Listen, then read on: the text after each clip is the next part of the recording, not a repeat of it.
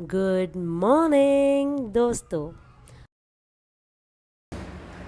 Breakfast करने के बाद मैं चली सेंटर और सेंटर पे जाकर पहले मैंने अपनी टू डू लिस्ट को ओपन किया, देखा कि मुझे आज क्या क्या पढ़ना है। तो मैंने देखा कि मुझे आज स्पेक्ट्रम की रिवीजन करनी है। मैंने स्पेक्ट्रम की रिवीजन करनी स्टार्ट करी और देखा कि 9 बज गए हैं पढ़ते पढ़ते।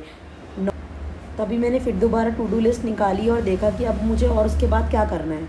तो मैंने देखा कि मुझे पी वाई क्यू एनालाइज़ करने हैं। मैंने पी वाई क्यू को अच्छी तरीके से एनालाइज़ किया, जो कि पिछले साल मेंस में और उससे पिछले साल जो मेंस में आए थे।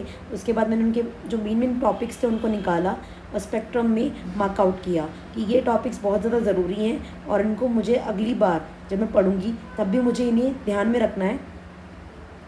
मैं जब भी पढ़ती हूँ तो पी वाई क्यूज़ हमेशा दिशा पब्लिकेशन की बुक में से ही एनालाइज़ करती हूँ। उसके बाद मैंने करंट अफेयर्स करने शुरू करे। करंट अफेयर्स में मैंने देखा कि क्या क्या चीज़ें आ रही हैं और क्या नहीं आ रही हैं। उसके बाद मैंने एक छोटा सा नैप लेने की सोची और कर भी लिया नैप। उसके बाद कुछ टाइम बाद ही मैं उठ गई और मैंने फिर दोबारा देखा कि क्या क्या चीज़ें पढ़नी है। टू टू लिस्ट खोली और वो चीज़ें ख़त्म करने की कोशिश करी जो कि आज मेरे डे का प्रॉपरली टारगेट था। बट जैसे ही देखा कि बच्चे आ गए हैं तो फिर मैंने उनको पढ़ाना स्टार्ट कर दिया। देखते देखते टाइम का पता ही नहीं चला कब टाइम बीत गया और बच्चे भी इंटरेस्ट ले रहे थे पढ़ने में। तो फिर मुझे सच में समय का पता नहीं चला, जैसा कि मेरे साथ रेगुलर होता है।